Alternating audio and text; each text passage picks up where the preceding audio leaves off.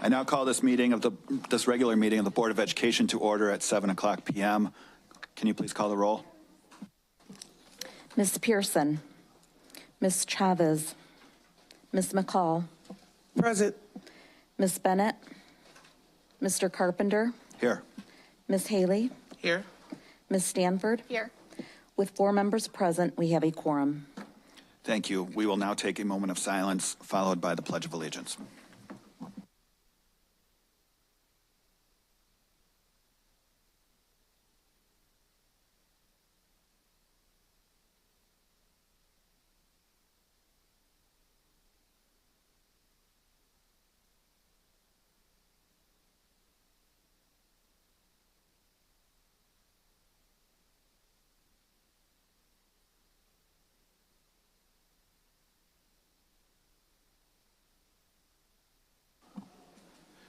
As we start each board meeting, we are reminded that the mission of Rockford Public Schools is to collaboratively engage all students in an equitable, first-class education for a changing world.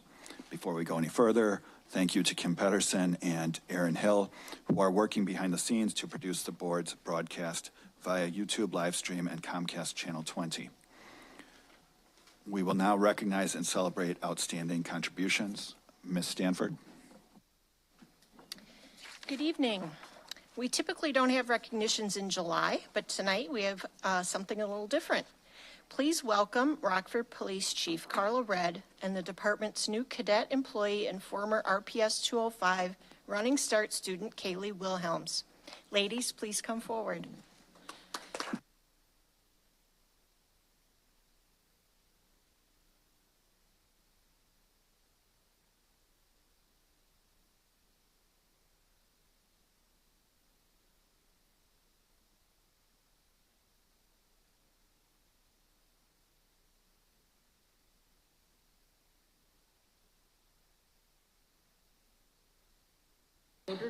There we go. Whoa.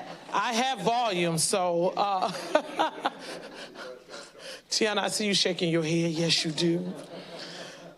So as mentioned, Kaylee is a graduate of RPS 205 as well as Rock Valley College. She is an exceptional young person, having graduated with her high school diploma and associate's degree within a matter of 2 weeks, I believe, if I'm correct.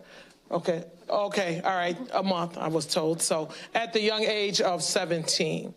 Kaylee went on to Western Illinois University and graduated in the fall of 2024 at the age of 19.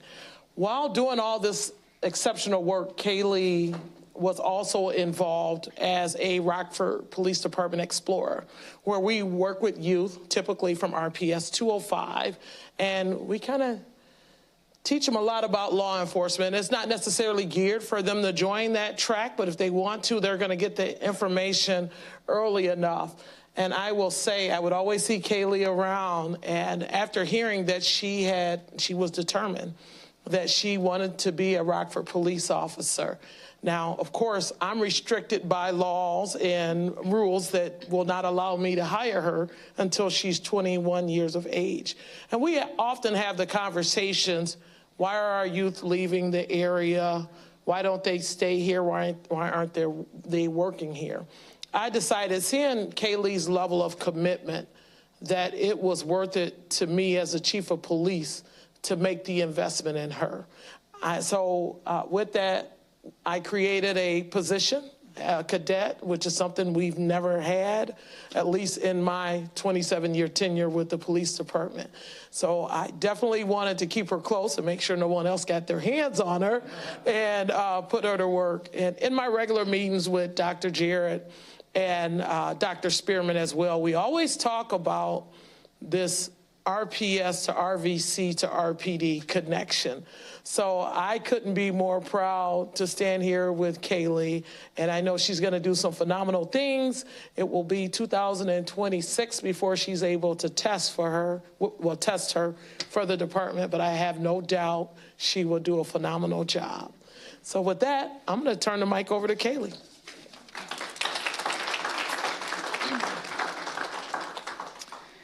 Good evening. I just want to start by saying thank you to all of the board members. Without you, I would not be here with the Chief of Police today.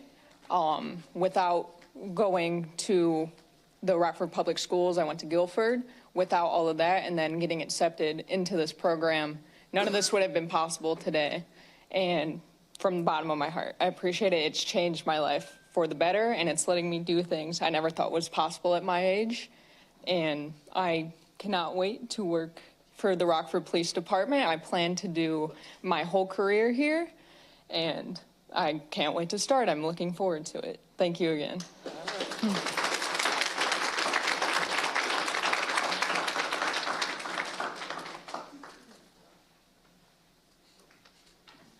All right, thank you. Thank you very much.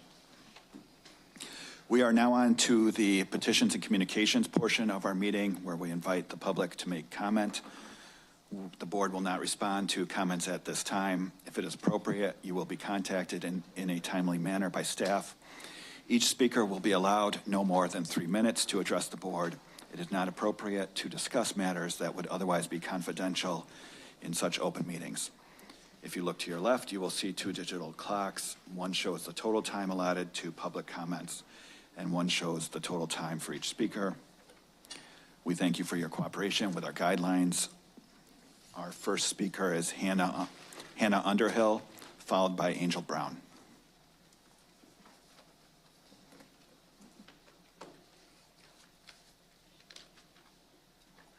Is Ms. Underhill here?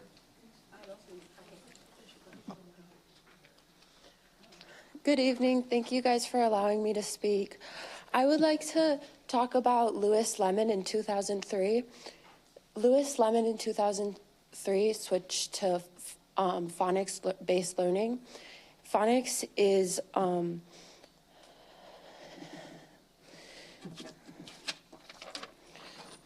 the U.S. Department of Education has announced that evidence-based literacy instruction will be a top funding priority. This federal emphasis on systematic phonics instruction comes with at a critical time when reading scores have stagnated for decades and the science of reading movement has gained unstoppable momentum across the nation. For parents wondering what this means for their children's education, the implications are both immediate and profound. When Lewis Lemon had phonics in schools, they tested higher than everyone in the school district besides kids in the gifted program, and then they just took it out, and then the grades returned to normal, and then behaviors also returned. 1 out of 3 students in the U.S. cannot read. 26% of students in 205 in the last 5 years have not graduated. RPS students are also malnourished. Agriculture and cooking should be taught in schools for students to be able to go home with food and skills to prepare the food. Applied behavior analysis for students on the spectrum need to be offered. ABA is a scientifically backed method that helps students communicate their needs for students on the spectrum. Students need to feel safe to learn efficiently. Paris Moore, a 14-year-old freshman, had their skull fractured while attending RPS. RPS is responsible for Paris's Moore lifelong injury because of a cheapskate decision that allows RPD in schools instead of certified minor behavior professionals. RPS students deserve dignity and safety at RPS that RPS does not provide. Replace RPD with certified minor behavior professionals now to ensure that RPS is not responsible for any more child abuse. Advocating for students' safety, nourishment health, ABA accommodations for students on the spectrum, and evidence-backed phonics learning methods will continue if changes are not made. Thank you so much. Thank you. Angel Brown. Good evening. Let's talk about how 50K was blown on going to Great America and the sports factory, and these scholars can't read or write. Let's talk about it, board. RPS give Lutheran tutors, but I pay for my son to go to Kuhlman. Every traumatic experience my children have had was under the care and supervision of RPS. Let's talk about it. Let's talk about Parentis Loco. Let's talk about it, board. Let's talk about traumatic experiences and don't get no response, but you could sign a paper. No, you don't get no resources, but you could sign a paper for your child to talk to the trauma specialist. Let's talk about it, board. Whew. Let's talk about how high school students can come observe the classroom at Welsh, but parents can't come visit their children in their classroom to observe them, and they have an IEP. Let's talk about it. Anybody can make anything look good on paper, or you can put something together for your targeted audience or whatever the situation may be. But the real question is, do you really practice what you preach? To me, this board needs to start turning over the soil before you lay more seeds. What this board like to do is just keep planting more seeds instead of turning it over the soil so you can have a proper harvest. Kids that's in the hospital need to have resources as far as that they could get homework, and they also need to get placement. Placement shouldn't be an issue for a child because they still need to get their education. And the last thing that I want to talk about is that I'm not going to chase no one for a conversation, and I'm not going to keep emailing nobody for no conversation. And when it all boils down, our kids are the future, and our children do not have to be a product of our environment. And even though we have so many different barriers for Black and brown children, they will still succeed. And I'm still going to keep coming up in here speaking what I want to say, because everyone needs to get on board and deal with the behaviors that our kids are having because of the traumatic experience that they have occurred in RPS. Thank you. Now I'm finna go home to my son. Thank you. Nina Gianangeli, followed by John Tack Brandley.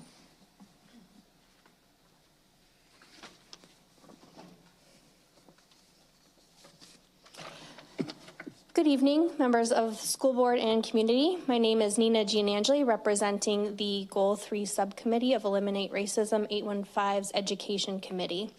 Our goal is to collaborate with you, sharing research on districts that have successfully increased literacy rates, particularly for students of color and marginalized groups, and to highlight effective strategies to achieve grade level literacy.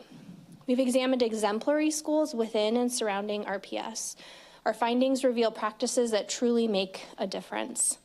These schools commit to student success through programs that reduce absenteeism, hands-on learning experiences like Project Lead the Way, and dedicated weekly professional learning community time and professional development for educators.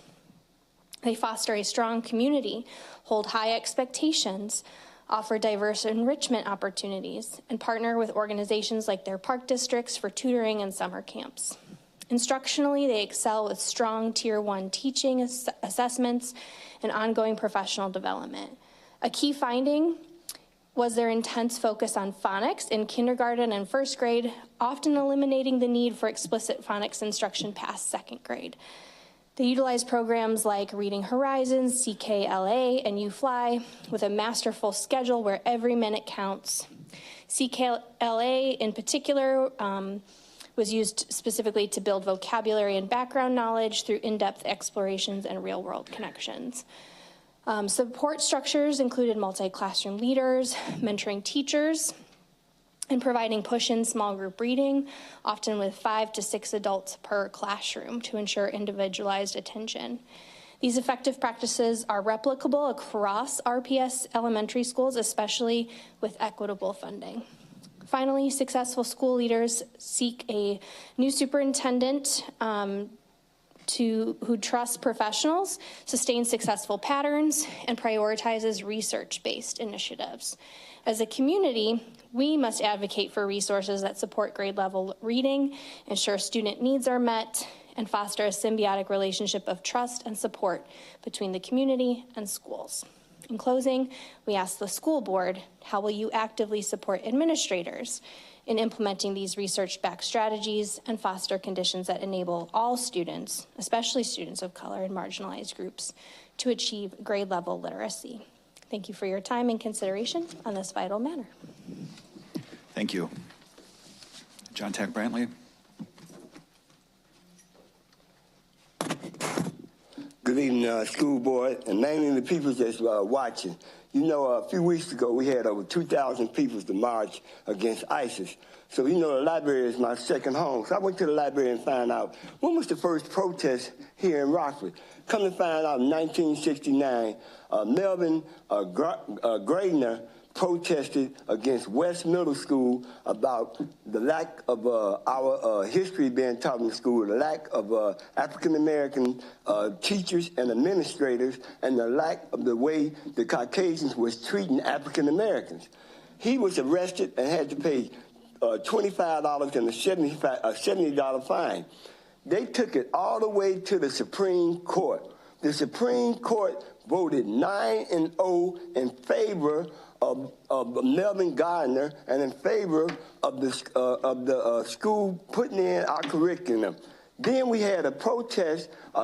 We had another one back in 1990 something, where they had where they demonstrated and they went to shut down West High School and turn it into a middle school. We won that protest also. It was based on the same thing. And whatever. And here it is, 2025, and we still have less than 5% of African Americans that's working in administration and in the public.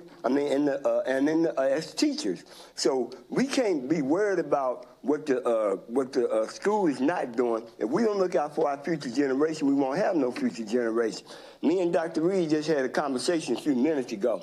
We plan on this our 13th year taking the kids to Magic Waters. I thought Friday was the 9th, but actually Friday is the 8th. 3 weeks ago, we were supposed to take 50 kids. We took 66 kids. We were supposed to take 10 adults. We took 27 adults to Chicago, to the Shared Aquarium, to Rainbow Beach. Mind you, 98% of them never been to Rainbow Beach. They was afraid of going to Chicago, and we broke that ice and what have you. Now school is getting ready to start back up and in another week or so. What is the school board doing? I'm listening to the chief of police at City Hall, listening to the City Hall. We in the streets is preparing when they do come, because we know they're coming. But what are y'all preparations y'all making for when Lincoln Middle School, Barber School, when they decide that ISIS want to go in there and take them kids? What preparations are y'all making to be able to take care of these kids when ISIS go and take these parents off their job? They are too afraid to come here and speak because they worry about ISIS coming after them. By me being the original Black Panther, I know what they're going through because we went through it. We didn't have no cameras back in the 50s and the 60s. So we have cameras today, but we didn't have that back then. Thank you, Mr. Brantley. My time up. Thank you.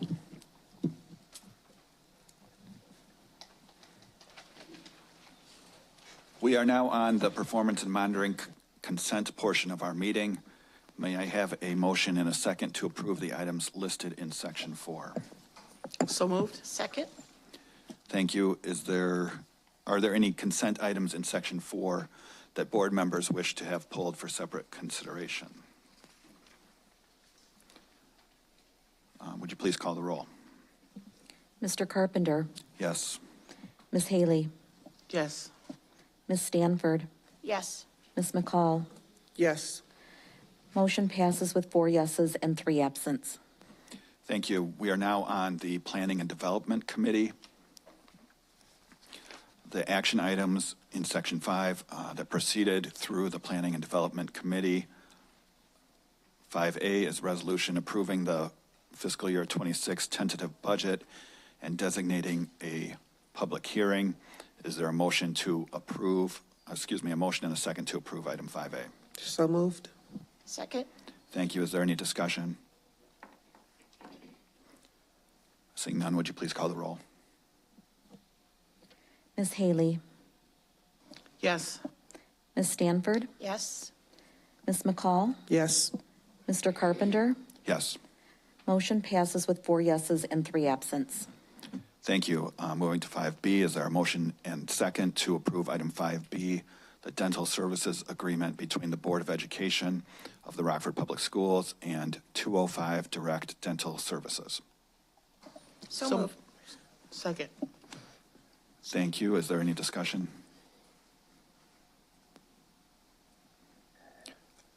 Would you please call the roll? Ms. Stanford, Yes.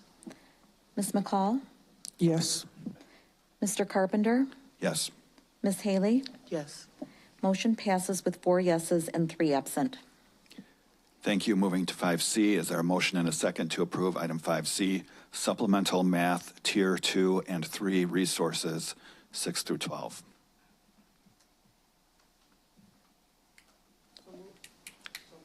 Second. Thank you. Is there any discussion? Would you please call the roll? Ms. McCall, Yes. Mr. Carpenter, Yes. Ms. Haley, Yes. Ms. Stanford. Yes. Motion passes with 4 yeses and 3 absent. Thank you. We're moving on to the planning and development consent portion of our meeting. May I have a motion and a second to approve the items in section 6? So moved. Second? Thank you. Are there any consent items in section 6 that board members wish to have pulled for separate consideration? Seeing none, would you please call the roll? Mr. Carpenter, Yes. Ms. Haley, Yes. Ms. Stanford. Yes. Ms. McCall. Yes. Motion passes with 4 yeses and 3 absent. Thank you. We're moving on to the governance committee portion of our meeting. It's items 7A through 7E. Revisions to board policy 5.25, reasonable accommodation. 7B is revision to board policy 5.185, family and medical leave. 7C is revision to board policy 6.145, instruction, migrant students.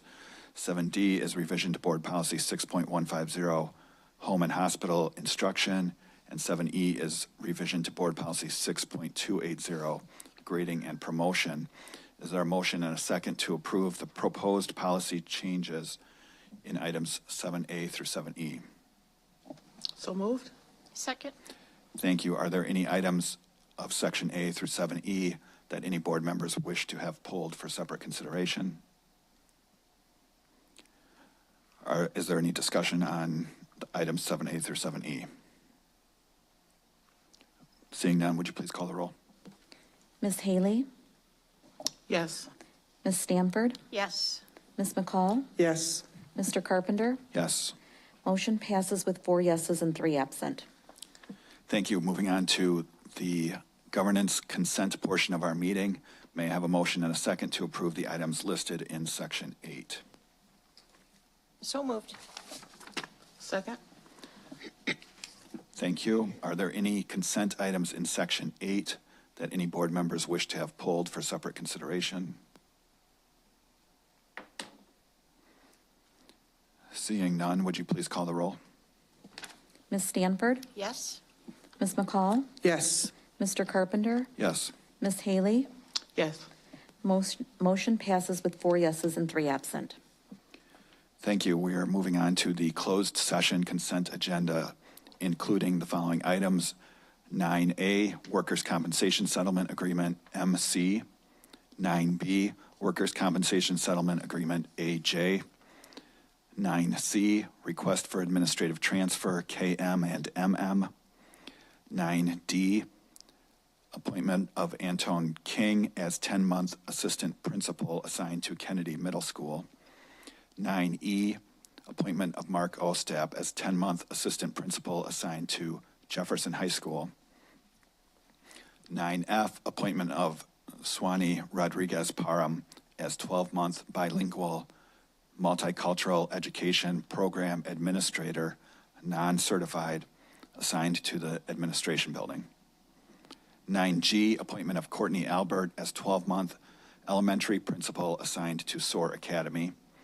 9H, appointment of Scott Lazar as 12-month secondary principal of special programs assigned to Auburn. 9I, appointment of Jason Pope as 12-month executive director of talent acquisition.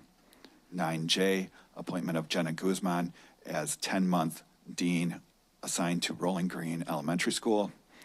9K, appointment of Alexander Lawrence as 10-month dean assigned to Summerdale Early Childhood Center.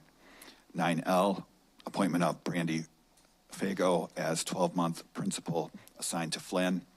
9M, appointment of Sarah Skiro as 10-month dean assigned to West Middle School. 9N, appointment of Katie Griffin as 10-month dean assigned to Flynn Middle School. 9O, appointment of Natalie Irwin as 10-month dean assigned to Whitehead Elementary School. 9P, appointment of Carrie Oscar as 10-month assistant principal assigned to Flynn Middle School. And 9Q, the HR organizational report. May I have a motion and a second to approve the items in section 9, closed session consent? So moved. Second. Thank you. Are there any closed session consent items that board members wish to have pulled for separate consideration? I would ask to pull 9Q, the HR organizational report, for separate consideration, please.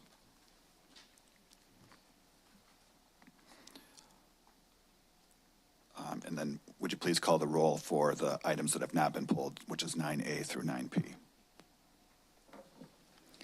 Ms. McCall? Yes. Mr. Carpenter? Yes. Ms. Haley? Yes. Ms. Stanford? Yes. Motion passes with 4 yeses and 3 absent. Thank you. Closed session consent item 9Q has been pulled for separate consideration. Would you please call the roll for item 9Q? Mr. Carpenter? Abstain. Ms. Haley? Yes. Ms. Stanford? Yes. Ms. McCall? Yes. Motion passes with 3 yeses, 1 abstained, and 3 absent. Thank you. The next item on the agenda is the superintendent's report. Dr. Jarrett? Thank you. Just a couple quick announcements.